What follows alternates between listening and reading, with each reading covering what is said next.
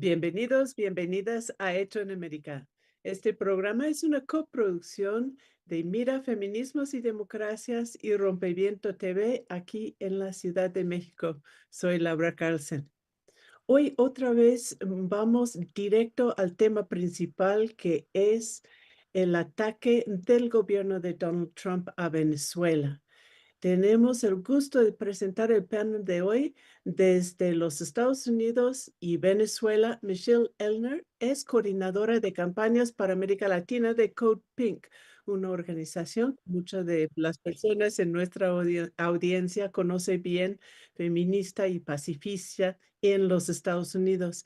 Ella nació en Venezuela y es licenciada en Lenguas y Relaciones Internacionales por la Universidad La Sorbona en París. Ha trabajado para programas internacionales en Haití, Cuba, Gambia y otros países, y actualmente su trabajo se centra en la política exterior estadounidense, las sanciones económicas y la solidaridad de América Latina y el Caribe. Muchas gracias, Michelle, por estar aquí en el programa. Gracias a ti, Laura, por la invitación. Y también damos la bienvenida a William Camacaro. Él es activista, escritor, artista, comunicador alternativo y fundador del Círculo Bolivariano Alberto Lovera en la ciudad de Nueva York. Conduce un programa también en Radio Pacífica. William, gracias por estar aquí en Hecho en América. ¿Cómo estás? Muchísimas gracias por la invitación. Y también nos da mucho gusto tener el enlace con Juan Contreras, es dirigente de la coordinadora Simón Bolívar y comunicador social de la radio Al Son del 23. Hola Juan, ¿cómo estás viendo las cosas allí? Muy buenas noches, hola, ¿cómo estás, Laura? Y un cordial saludo a Camacaro y a la compañera que también están al aire. Bueno, como es bien sabido, el sábado 3 en la madrugada, pues Venezuela fue bombardeada por el imperio norteamericano, luego de mantener una narrativa, ¿no? De días, de meses, de decir, aunque bueno, esta es esa última etapa, porque es que tienen 26 años agrediendo a Venezuela, bloqueo, medidas de sanciones, más de 1040 sanciones, y en esta última etapa, bueno, construyeron una narrativa en decir que el gobierno que fue legítimamente elegido por la mayoría del pueblo venezolano no es un gobierno, sino un cartel. Y bajo ese argumento, bajo esa narrativa, se produce el hecho de esta agresión, ¿no? Imperial, bajo ese argumento, cosa que se cae por su propio peso, ¿no? Porque si tú estás dando una lucha contra el narcotráfico, ¿cómo se explica que en ese marco tú le des un indulto a Juan Orlando Hernández, expresidente de Honduras, que fue condenado por la mismo gobierno estadounidense a 45 años de cárcel por narcotráfico, ¿no? Entonces, ¿cómo es eso, pues, en ese combate a la droga? Y luego, esa narrativa también se cae luego de lo último que hemos venido viendo por parte de la administración Trump, ¿no? Ya no se habla de cartel, ya no se habla de eso, sino ahora del tema del petróleo. Es decir, lo que siempre estuvo de fondo, lo que estuvo sobre el tapete, es tratar de apoderarse de las riquezas de Venezuela, el petróleo, el gas, el coltán, etcétera, una gran cantidad de minerales que hoy, bajo la crisis que ellos tienen, necesitan eso. Entonces, ¿cómo lo justifican? primero con ese argumento y luego bajo la doctrina Monroe, la doctrina de 1823, ¿no? Que se sintetiza América para los americanos, que fue la advertencia que le hace el imperio norteamericano o los norteamericanos en ese momento al decadente imperio español y europeo, que cualquier pretensión con la América, pues era una agresión hacia ellos. Entonces, en ese marco, ellos han venido queriendo justificar esa agresión contra Venezuela y hoy en el marco de estos acontecimientos, pues observamos que los temas son el tema del petróleo, querer comercializar, es decir, regresamos a la colonia, a la barbarie. Ellos van a decidir, ellos van a manejar la entrada de dinero por el petróleo que entra a Venezuela. La comercialización va a ser absolutamente y todos los productos con los norteamericanos.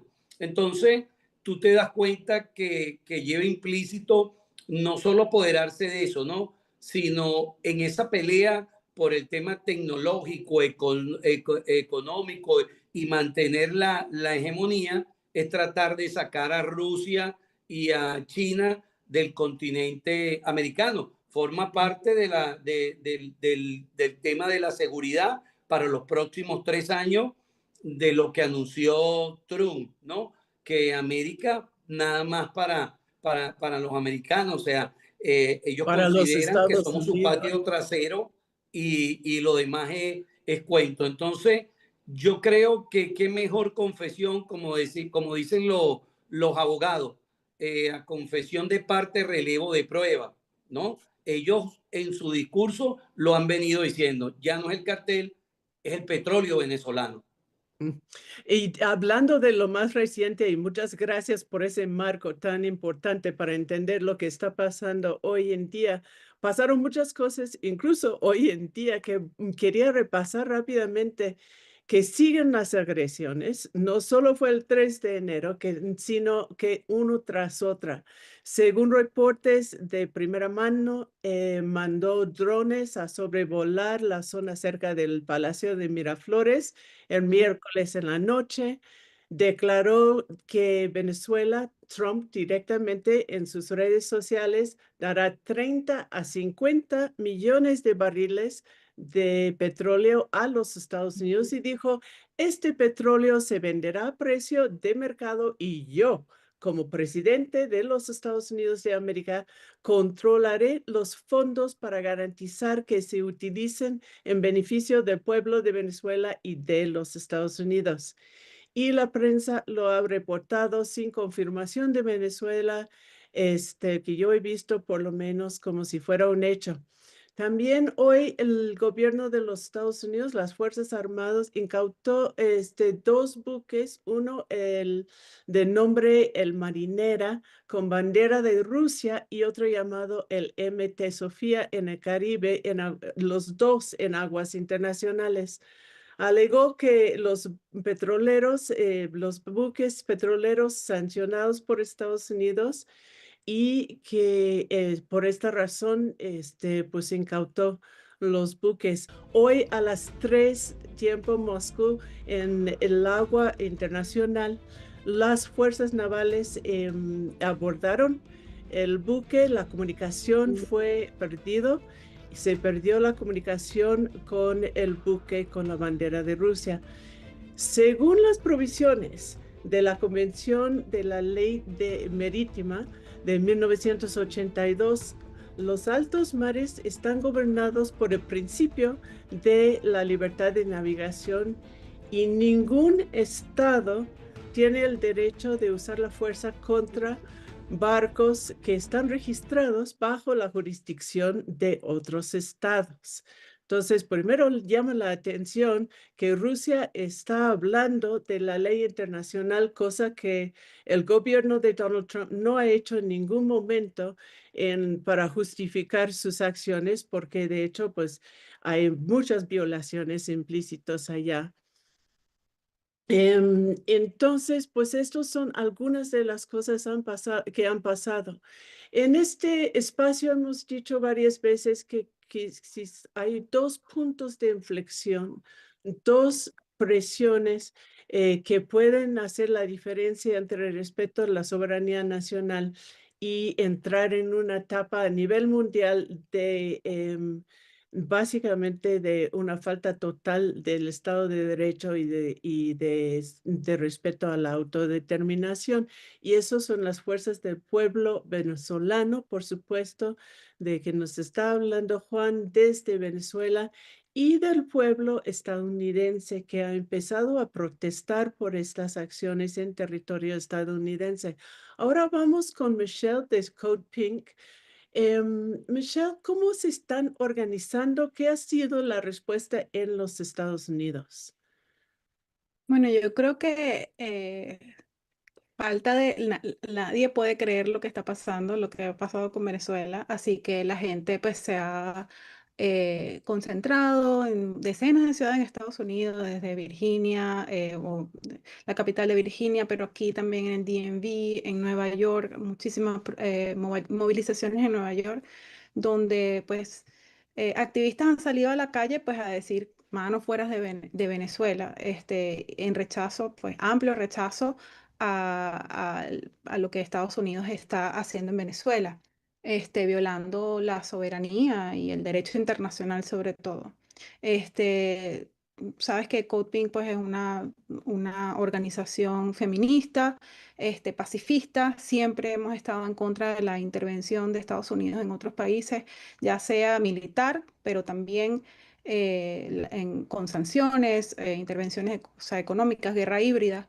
Em, Así que nosotros, por supuesto, hemos estado desde el principio en esas protestas y no solamente protestas, también interrupciones. Ayer, por ejemplo, tuvimos una protesta en frente de la OEA, de la Organización de Estados Americanos, porque pues Colombia llamó a hablar de los recientes eventos en Venezuela y pues sabemos que la OEA ha tenido un papel terrible de apoyar las intervenciones estadounidenses en otros países y básicamente dándole una cobertura eh, moral y justificando pues estas intervenciones en esos países. Entonces la compañera Medea Benjamin, que es la cofundadora de Code Pink, interrumpió al embajador de Estados Unidos ante la OEA para pues decirle que si usted de verdad te preocupa el pueblo de Venezuela, pues quiten las sanciones que han devastado a los venezolanos, abajo con la doctrina Monroe, etcétera. Y pues así como eso, todos los días tenemos alguna protesta, todos los días. Este sábado vamos a tener una a nivel nacional junto con DSA, Democrat Socialist of America, también nacional, aquí en el sábado, la vamos a tener enfrente a la Casa Blanca. Entonces, la gente está activada, movilizada, porque sabemos que no podemos dejar que esto suceda impunemente, porque Venezuela es, digamos que si funciona en Venezuela y logran hacer esto en Venezuela, pues van a después venir por Colombia, por México, y por nosotros mismos aquí en Estados Unidos. Y ya lo vemos como esta administración de Trump ha empezado a atacar a organizaciones como la de Code Pink. Bajo los mismos términos, ¿no? Apoyo al terrorismo, que la palabra terrorismo la han, bueno, la palabra que me vino a la cabeza no la puedo decir aquí, pero la han usado para justificar este tipo de acciones. Otra de las cosas que Code Pink está haciendo es en el Congreso. Nuestros voluntarios de Code Pink han ido todos estos días a las oficinas de los congresistas porque mañana hay una vez más un War Powers Resolution, que es decir, simplemente, ni siquiera, sino que simplemente que el presidente no puede iniciar una guerra con otro país sin el permiso del Congreso. El Congreso de Estados Unidos le ha dado básicamente poder absoluto y total a Trump, porque ya este voto lo hemos tenido desde el año pasado y sin embargo no ha pasado por dos votos, incluyendo un senador demócrata que, el único que votó en contra Entonces, bueno, estamos allí pues yendo a ver, diciéndoles que escuchen a los venezolanos, pero los venezolanos que están en Venezuela, los que están resistiendo, los que están movilizándose, los que están cerrando filas, no los que vienen aquí a las oficinas de ellos, sabes, con otra agenda, sino los que están allá, los que realmente están resistiendo. Así que bueno, ese ha sido nuestra labor por ahora. Muchas gracias, Michelle. Y William, quiero preguntarte lo mismo y también desde la perspectiva del trabajo que están haciendo en Nueva York, la respuesta allá. Y también hemos visto que hay muchas consignas allá. Uno de ellos, por ejemplo, es más atención médica y no guerra. ¿Cómo se vinculan los temas domésticos ahora en Estados Unidos con el Yo, tema de Venezuela? primeramente, quiero aclarar que también yo trabajo con Venezuela Solidarity Network. Es un grupo que hacemos apoyo directamente con Venezuela. ¿Me escuchan bien, no? ¿Me escuchan bien? Sí, sí, perfecto. Y bueno, sí, primeramente quiero decirte que hemos llevado una serie de actividades de apoyo al presidente Maduro que se encuentra encarcelado aquí en una de las peores prisiones federales que existen en este país, en Brooklyn, en una prisión que está completamente aislada, en una zona que está remota. Y bueno, allí estuvimos ayer en una rueda de prensa donde fueron cantidades de gente a apoyarnos y a manifestar su repudio a esta violación de derechos humanos y a violación de las leyes internacionales que ha llevado a cabo la administración Trump.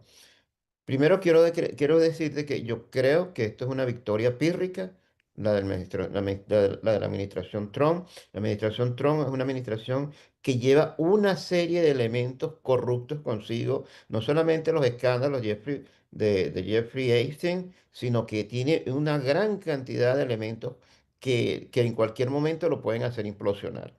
Y esta agresión contra el pueblo venezolano es uno más, es una papa caliente que se le va a venir, que en la medida en que vaya pasando el tiempo y el gobierno venezolano se mantenga sólido en esa misma medida, le va a ser sumamente difícil justificar el crimen que ha llevado a cabo. Por consiguiente, él está poniendo mucha presión y está alzando la voz para sugerir que hay de alguna manera complicidad por parte de algunos elementos del gobierno venezolano con el golpe de Estado y que están colaborando con él. Eso lo está haciendo muy seguido porque quieren no solamente sugerirlo, sino también llamar a la división de las fuerzas revolucionarias venezolanas.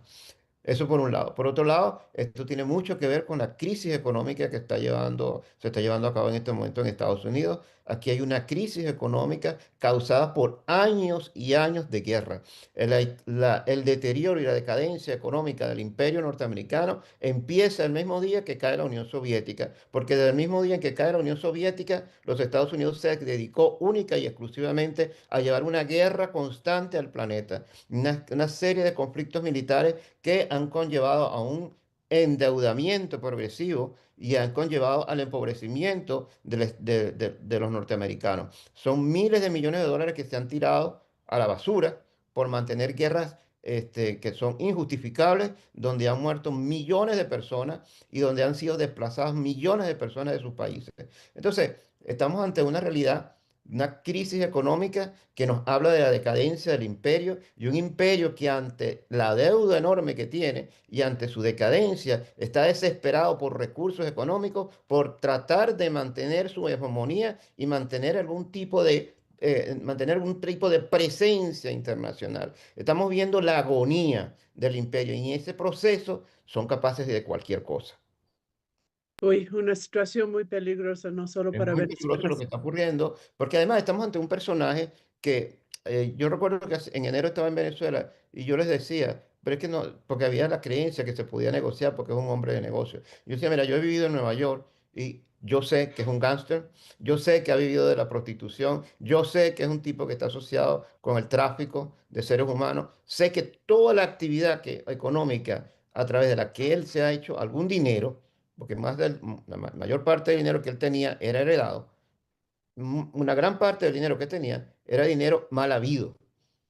¿no? Entonces, no es un hombre de negocios, es un gángster, es un mafioso y está actuando como un mafioso cuando presiona al gobierno venezolano y le dice a la presidenta encargada, Delcy Rodríguez, que si no acepta sus condiciones, él va a bombardear Caracas y va a acabar con Venezuela. Yo creo que es una forma insólita de agresión y una forma nunca antes vista de cómo un gobierno de los Estados Unidos abiertamente ante los medios de comunicación está sencillamente extorsionando a un gobierno para que les dé los recursos naturales y les abra las puertas para la explotación de todos sus recursos. Nosotros no podemos permitir eso porque no solamente eso, es como dijo Michelle y como creo que también lo dijo el compañero Juan, aquí esto es solamente el comienzo. La agresión de Donald Trump ha sido contra Venezuela primeramente, pero también contra México, contra Colombia, contra Cuba, contra Nigeria, contra Canadá, contra Groenlandia. Es una agresión planetaria. Y ahorita ha llamado ha llamado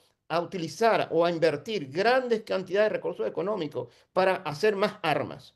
O sea, una enorme cantidad de recursos se van a invertir en los siguientes meses para hacer más armas. ¿Esto qué quiere decir? ¿Nos vamos a una tercera guerra mundial? Esto es lo que quieren esta gente que está aquí en el Congreso de los Estados Unidos. Esta gente son, tenemos que tenerlo claro, supremacistas blancos y neonazis.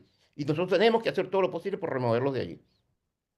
Sí, Muchas puedo. gracias. Y Juan, estamos viendo una situación, aquí no hay, en el resto del mundo hay poca información de lo que se está viviendo allá en Venezuela, pero muchas personas han señalado, incluso la prensa estadounidense en ciertos momentos, que Venezuela sigue gobernándose. Por otro lado, hay notas como el New York Times y declaraciones del propio gobierno de Trump diciendo que prácticamente tiene al gobierno de Delcy Rodríguez, ahora la presidenta encargada, en su bolsillo. ¿Cuál es la situación en este momento? Mira, la situación, bueno, primero normal. El país está en calma, la gente está trabajando, pero por supuesto la gente está movilizada. Nuestro pueblo está movilizado. Todos estos días han habido marchas en diferentes ciudades y fundamentalmente aquí en la ciudad capital de Caracas y está repudiando este hecho tan bochornoso, ¿no? Que es regresar, como lo decía yo, a la barbarie y que hay mucha gente que mira al otro lado. Yo quisiera, yo me pregunto, ¿no? ¿Qué pasaría si Rusia secuestra a Zelensky y gobierna Ucrania? Lo permitirían. Ah, ese sí es un hecho a cuestionar y se irían encima de todo eso. Sin embargo, hoy vemos cómo se viola el derecho internacional, la autodeterminación de las naciones, la Carta de las Naciones Unidas y no ocurre nada, porque la crisis es tan fuerte en los Estados Unidos, esta administración tiene bueno, esta y todas las administraciones se han acumulado no de millones, sino de trillones de dólares, y lo que necesitan son los recursos fundamentales que tienen los países en América Latina, porque no es solo un ataque contra Venezuela, es un ataque contra los modelos alternativos que han venido levantándose en América Latina. Es contra Nicaragua, es contra el faro que ha iluminado América Latina durante estos 60 años, contra Cuba, es contra México, es contra Colombia, que lo acaba de amenazar nuevamente a Petro. Es decir, es un afán por su hegemonía, es un afán por controlar los recursos y hay que decirlo permanentemente, los recursos energéticos de los países de América Latina y el Caribe para poder subsistir ellos. A veces da risa, ¿no? Lo que decía Trump en estos días, yo voy a gobernar Venezuela. Bueno, pero ¿quién te dio esa potestad? Y es que nosotros tenemos que recordar que al final de la Segunda Guerra Mundial, ellos enarbolaron la doctrina de seguridad nacional, ¿no? Y convirtieron a nuestros ejércitos en unos ejércitos que veían que el enemigo interno era el pueblo, eran los izquierdistas, eran las bases populares, porque se trata de detener al comunismo en el mundo. y con esta doctrina nuestros ejércitos agredieron a nuestros pueblos. Bueno, Venezuela se salió de esa órbita. Con la doctrina del destino manifiesto, ellos se sienten que son los llamados por Dios, no sé cuál es el Dios de ellos, debe ser el Dios de la guerra, llamados en la tierra a poner el orden. ¿Quién les dijo a ellos o le dio la potestad para ser los super policías del mundo? Y enarbolando esta doctrina Monroe, que la sacan de por allá de 1823. Y junto a eso, un conjunto de doctrinas sobre la guerra híbrida, sobre la guerra no convencional y la que han venido aplicando, que le aplicaron a Irán y que hoy nos las aplican a nosotros sobre operaciones quirúrgicas, que tiene que ver con la doctrina de guerra multidominio y mosaico, que fundamentalmente descansa en 3 líneas estratégicas. El tema de la tecnología, de los drones, de la robótica, el tema de la información, con toda esta guerra psicológica y de presión que ellos han venido haciendo, bloqueando a Venezuela los mares y el espacio aéreo, y la coordinación de utilizar fuerzas en coordinación especiales de la CIA, del FBI, de los Rangers, de los contratistas, de los mercenarios en esencia, porque esos contratistas solo cambia el nombre. Entonces, estamos asistiendo, y también creo que hay que repetirlo, a la barbarie, porque oí que representa un presidente, es decir, la figura bajo la cual los presidentes tienen también las leyes que lo protegen en cuanto a la Carta de las Naciones Unidas. ¿Qué pasaría si entonces cada país que te entra en conflicto con otro país secuestra también al presidente o secuestra a los parlamentarios? ¿Cuál es el mundo en que vamos? Ellos están pisoteando todas las leyes de convivencia entre las naciones, y eso nos lleva a una anarquía total. ¿Y cómo es posible que yo declaro y secuestro al presidente legítimamente elegido por la mayoría del pueblo venezolano, y bueno, de la noche a la mañana lo agarro, me lo llevo, digo que es narcotraficante, pero luego cambio la narrativa por el tema del petróleo? Hoy acudimos realmente, estamos votando al mundo, el entendimiento, la paz, todo esto está en un juego en un momento en que este señor prepotente, arrogante, magnate, cree que es el dueño del mundo. Uf. Quisiera Pues agregar algo, Laura, sí, claro. que es algo que Washington no termina de entender nunca, porque no conoce a Venezuela.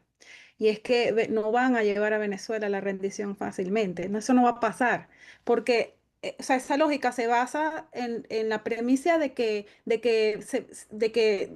va a haber sumisión, o de que más bien de que el sufrimiento económico, de que la presión psicológica, todo eso va a traer sumisión. Pero es que la historia nos dice que no es así. ¿Cuántas décadas ya han sido de sanciones, de humillaciones? Porque esto de verdad para un venezolano es una humillación yo ese día que leí esa noticia yo me sentí humillada. ¿Cómo es posible que un presidente en un país pueda venir a secuestrar a otro?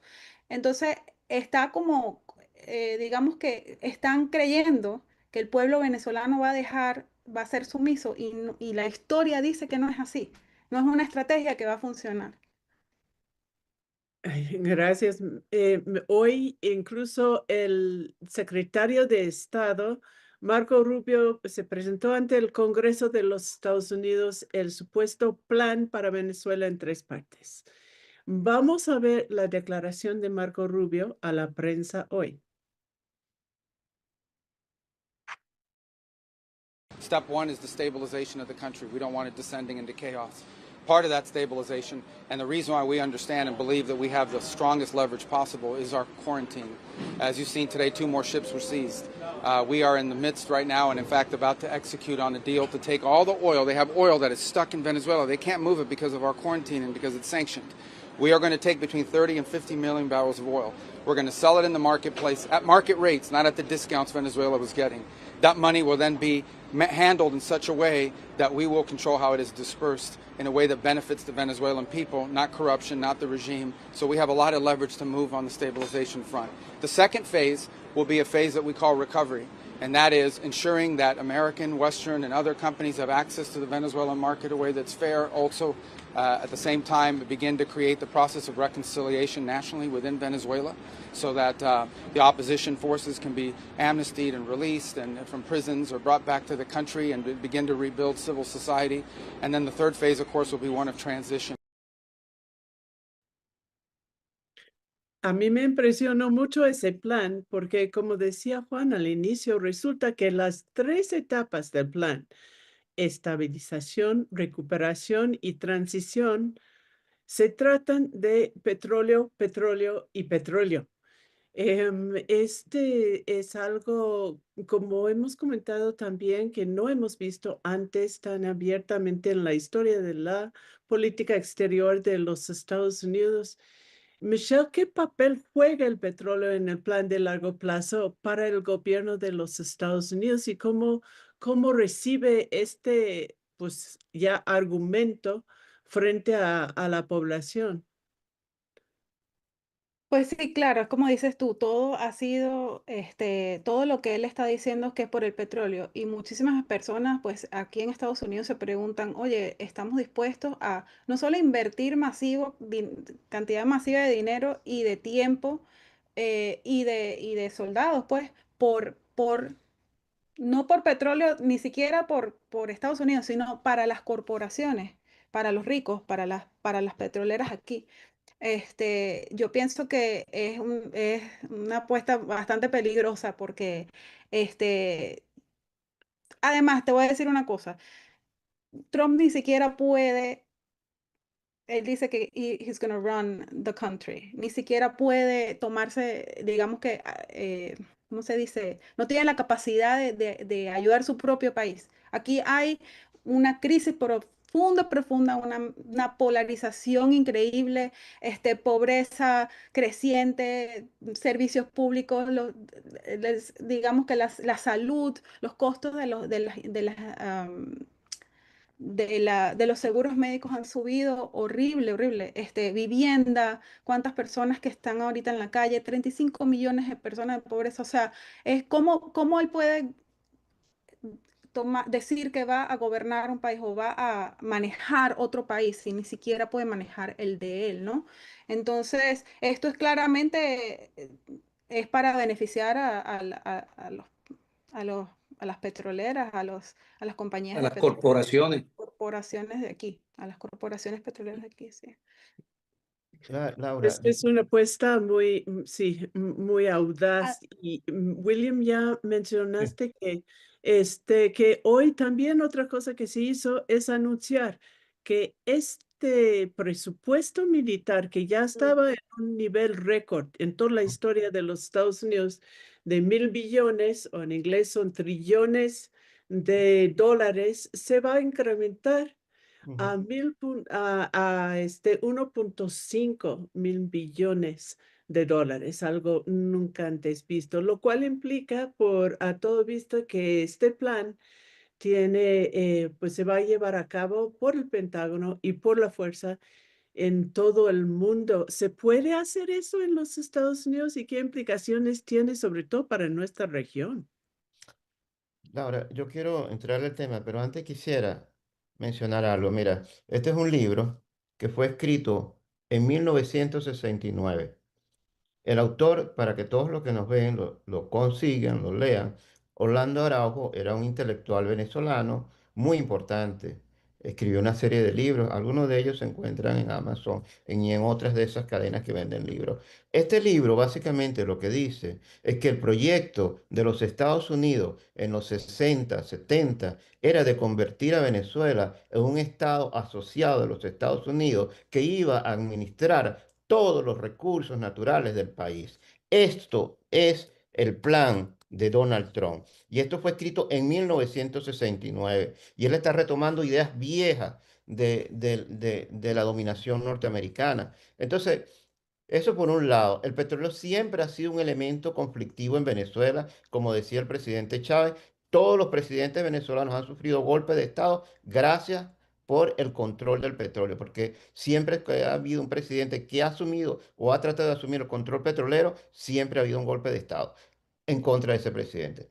Eso por allí. Pero ahora sabemos que hay elementos, que la riqueza del país es mucho más grande de lo que se creía. Están las tierras raras, están una serie de minerales que no se sabían, pero también ahora resulta que hay, y yo les invito para que hagan en Google, que hay un petróleo azul y hay un petróleo verde, que muy poco se sabe de ese petróleo, y ese petróleo existe en Venezuela en cantidad. Entonces ese petróleo sirve para misiles supersónicos, para naves espaciales, y sirve para una serie de elementos de alta tecnología, y ese petróleo no se conocía. Y ahora es que se está reconociendo la existencia de ese petróleo, y Venezuela tiene una gran cantidad de ese petróleo. El ataque a Nigeria es porque Nigeria tiene una gran cantidad de ese tipo de petróleo. Entonces, tenemos que tener claro que esto es nada más por recursos naturales y por mantener el control de la hegemonía norteamericana en el planeta.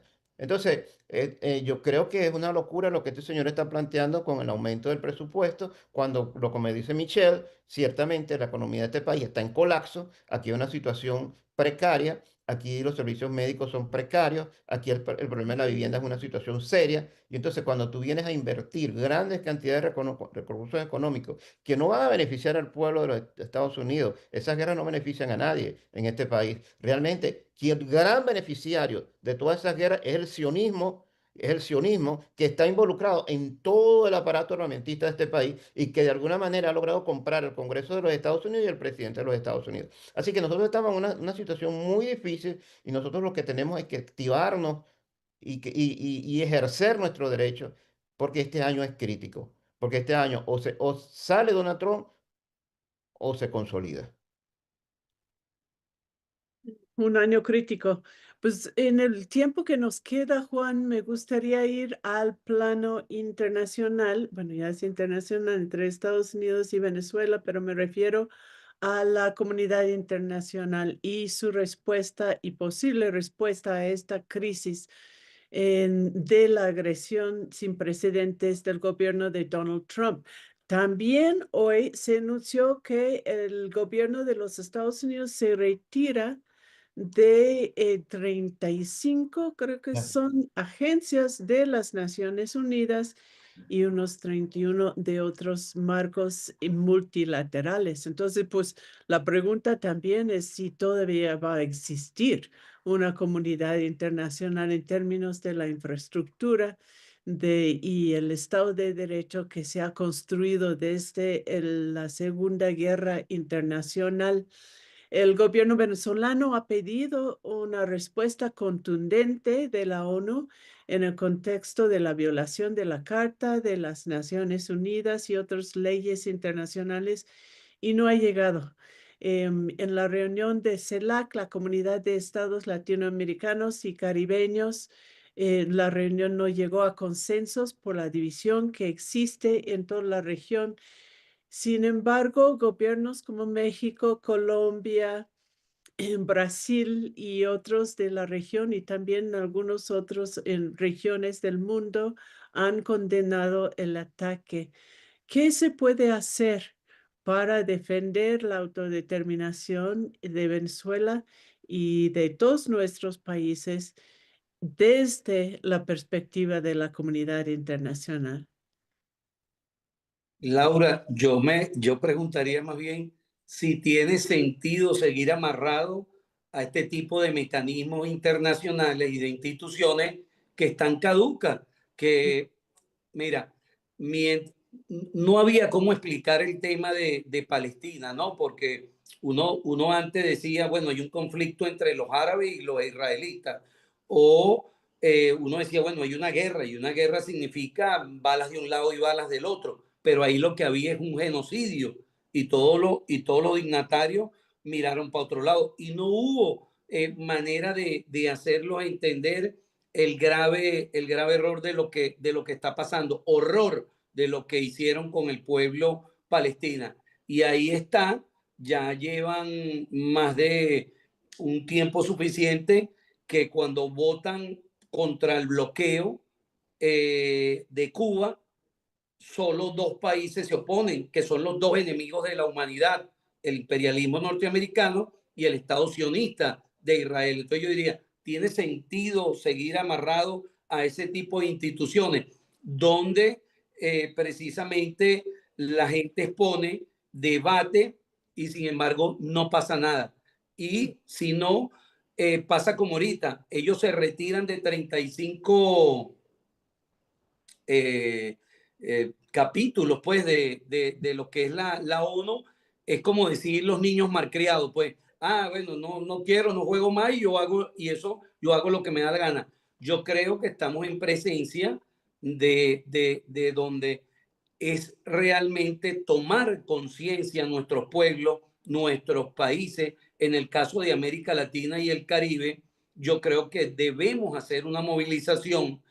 Nuestros pueblos tienen que manifestarse, hay que hacer plantones, movilizaciones frente a las embajadas norteamericanas, hay que sumar al pueblo norteamericano y decirle frente al peligro que hoy vive la humanidad, ¿no?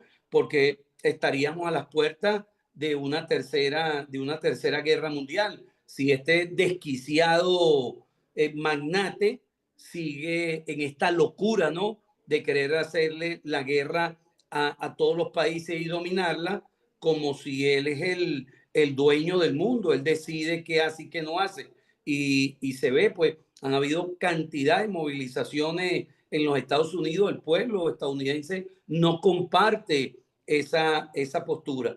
Así que yo creo que estamos en peligro, ¿no? Y que ese peligro hay que buscar la manera a través de las movilizaciones, a través de la presión de que las cosas vuelvan a su normalidad.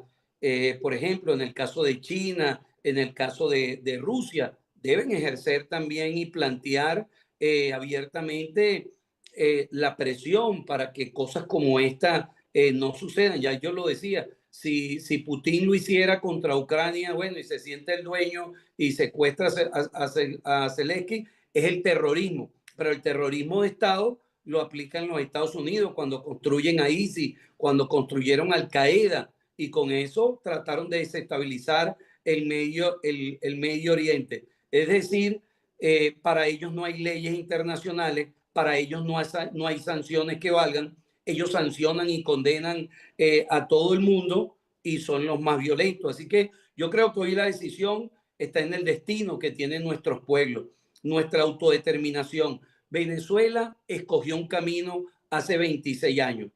Hace 26 años nuestro pueblo votó y dijo basta y echó a andar un hermoso proceso de participación y de democracia.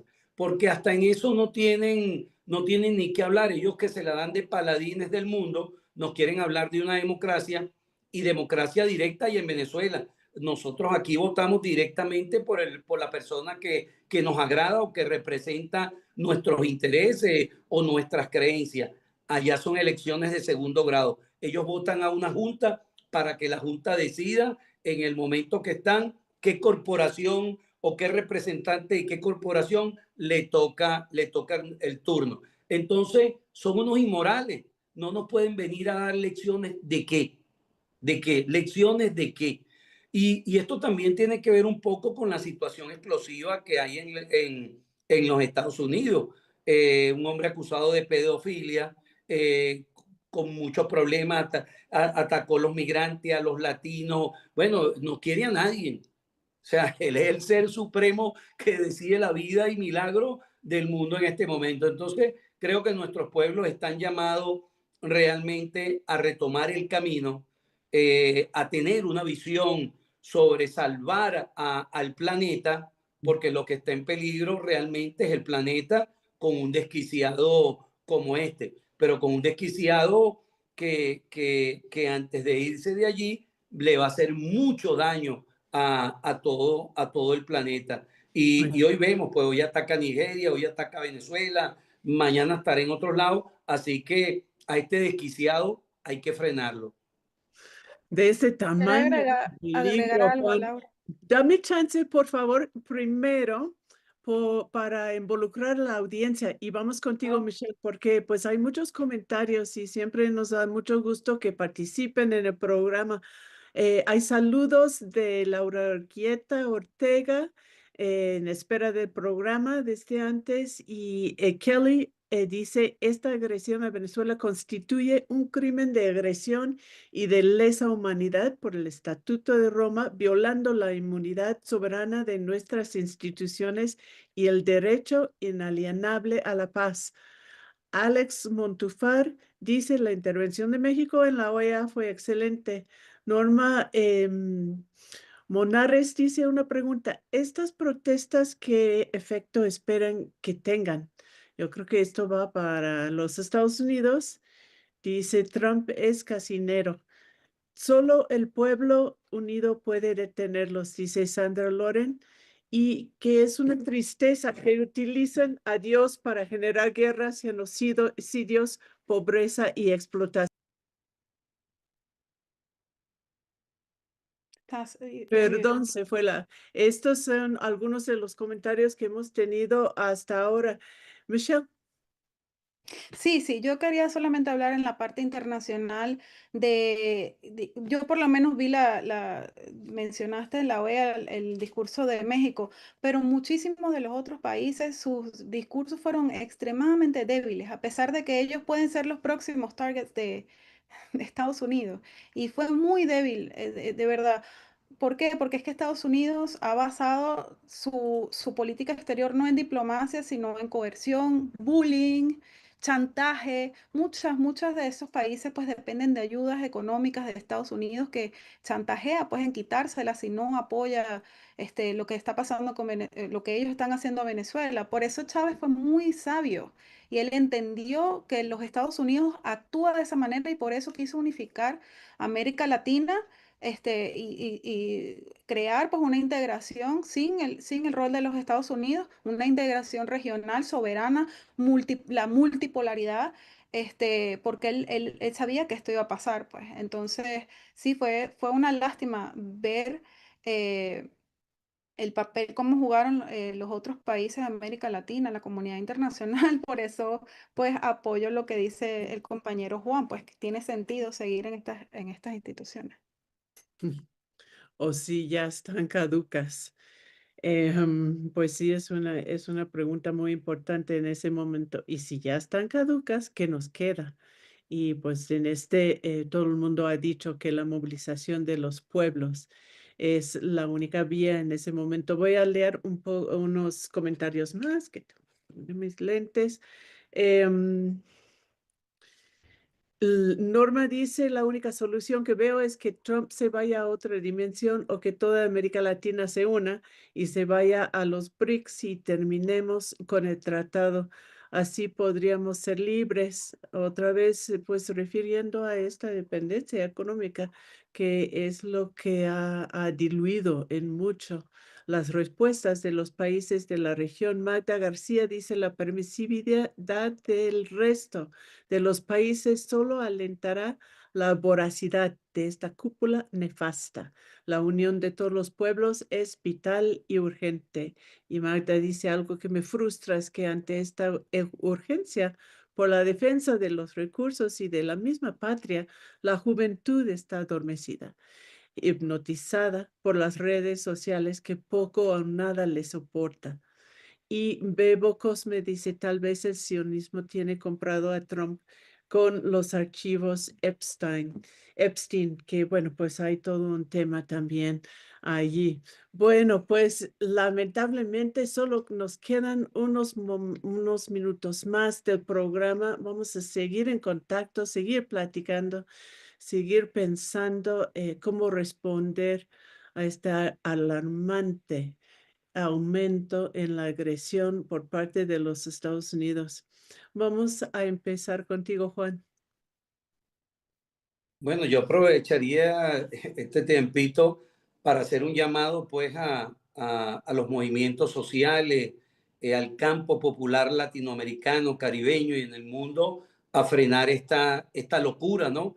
Que lleva a cabo este desquiciado magnate y buscar los mecanismos, nuevos mecanismos, así como en el marco del proceso bolivariano surgió la CELAC como una propuesta desde acá, tiene que haber, digamos, una nueva metodología, una forma nueva de entendernos digamos, los pueblos y los gobiernos del mundo, bajo el respeto realmente y tener mecanismos que permitan a nuestros países entrar en condiciones iguales. Entonces, si no es así, el mundo marcha definitivamente a desaparecer, porque los enemigos de la humanidad, que es precisamente el imperio norteamericano y el Estado sionista de Israel, se están encargando precisamente de destruir al mundo. Así que nos queda una responsabilidad bien importante a las juventudes en el mundo,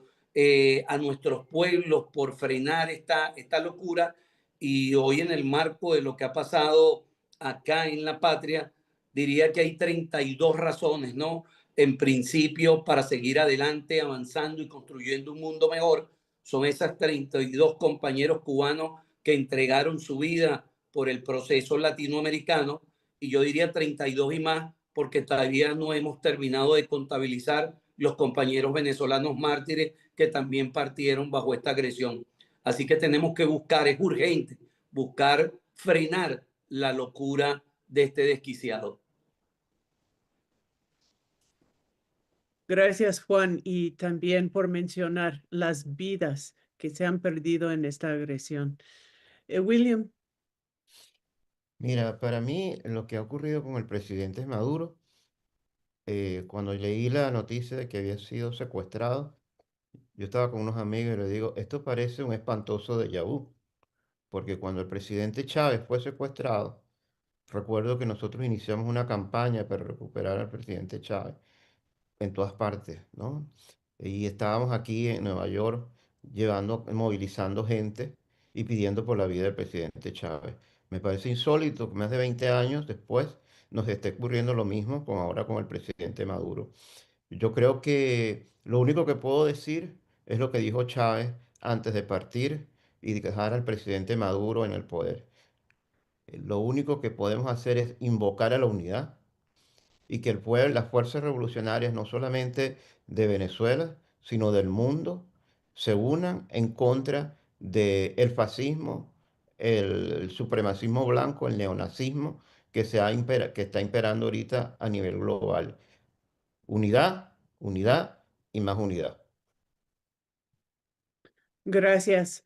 Michelle, en ese sentido, todavía me sorprende que hay una parte tan grande de la población de los Estados Unidos que sigue apoyando incluso esta acción. Sabemos que no es la mayoría. No. Sin embargo, ahí está. ¿Qué perspectiva hay para movilizar, para concientizar el mismo pueblo de los Estados Unidos de esta necesidad urgente de unidad, porque estas acciones también les puede tocar a ellos y ellas? Sí, pues eso era lo que te iba a decir. El 70% de la población estadounidense no quiere una guerra con Venezuela. ¿Qué es lo que pasa? Que no hay mucha conciencia de lo que hace una guerra híbrida, sino que hay mucha oposición a la militar, ¿verdad? Pero hay poca conciencia de lo que una guerra híbrida, sanciones, lawfare, le hacen a un país y causan, la miseria que causan, digamos, la pobreza que causan. Hay muy poca conciencia de eso. Por eso es que muchas personas pues dirán, ah, bueno, sí, lo sacan a Maduro, pero no mueren ninguno de nuestros soldados, no nos importa. Y eso es ese es el reto que nosotros tenemos, educar a las personas que entiendan que las guerras híbridas, las sanciones también matan lentamente, es inclusive más cruel. Y y sobre todo unir las luchas también, porque estamos separados, ¿no? Como que los movimientos del clima, el movimiento de educación, inmigración, y tenemos que todos entender que nuestro país, este país, pudiera ser mucho mejor si no hubiese un presupuesto tan elevado para la guerra. Nosotros lo que queremos es paz, cooperación con nuestros vecinos, y eso es lo que es nuestro reto y es por lo que luchamos todos los días aquí, por lo menos en Code Pink. Queremos paz, es el reto de todos los pueblos. Y tenemos enfrente un gran desafío que vamos a seguir platicando, vamos a seguir analizando y vamos a seguir tratando de unirnos, que es un tema no solo de la compasión, sino como bien ha dicho Juan, que es un tema de la sobrevivencia del planeta y de toda la humanidad que somos. Bueno, un profundo agradecimiento a ustedes tres, William, Juan, Michelle, por estar aquí en nuestro programa. Seguramente vamos a seguir en contacto y un fuerte abrazo. Gracias, Laura. Libertad para el presidente Maduro. Libertad. Y para la audiencia, nos vemos la semana que entra aquí en Hecho en América.